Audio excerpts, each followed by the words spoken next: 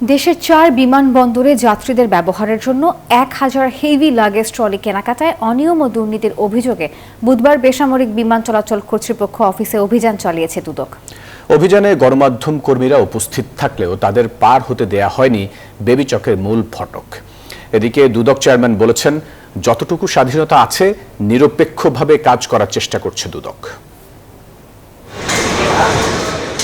$160 trolley $300 বেশি দামে কিনে 7 কোটির অধিক টাকার কেলেঙ্কারির অভিযোগ ওঠে বেসামরিক বিমান চলাচল কর্তৃপক্ষের প্রকল্প সংশ্লিষ্ট কর্মকর্তাদের বিরুদ্ধে। এ বিষয়টি খতিয়ে দেখতে বুধবার দুদকের 3 সদস্যের প্রতিনিধি দল হাজির হয় বেবিচক কার্যালয়ে। গণমাধ্যম কর্মীরা এ সময় উপস্থিত থাকলেও ভেতরে প্রবেশ করতে দেয়নি বেবিচক কর্তৃপক্ষ।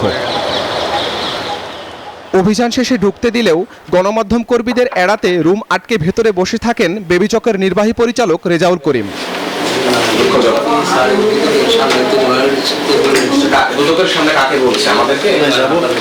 পরে দুদকের প্রতিনিধি দল শাহজালাল বিমানবন্দরের সশরীরে ট্রলি এবং লাগেজ পরিদর্শনে গেলে সেখানেও বাধার সম্মুখীন হন গণমাধ্যম কর্মীরা। আপনি কথা বলছিলেন, আপনাকে কোনো নিউজ আসছে, মানে মিডিয়ার লোকজন যে আছে এটা নিউজ আসছে, এটা কি আপনারা জানেন? এখন আমি কি করবো, এয়ারপোর্ট কর্তৃপক্ষ যদি আপনাদেরকে ঢুকতে না দেয়।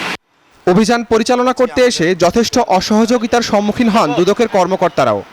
আমরা এনফোর্সমেন্ট অভিযান পরিচালনার জন্য আমরা যখন অফিসিয়ালি আমাদের একটা আদেশ দেওয়া হয়, আমরা যে কোনো জায়গায় বিনা বাধায় যাইতে পারি, মানে আমরা ডিরেক্টলি করতে পারি নাই, কিন্তু ওনাদের অফিসার পাঠিয়েছেন, ঢুকার ব্যবস্থা করেছেন।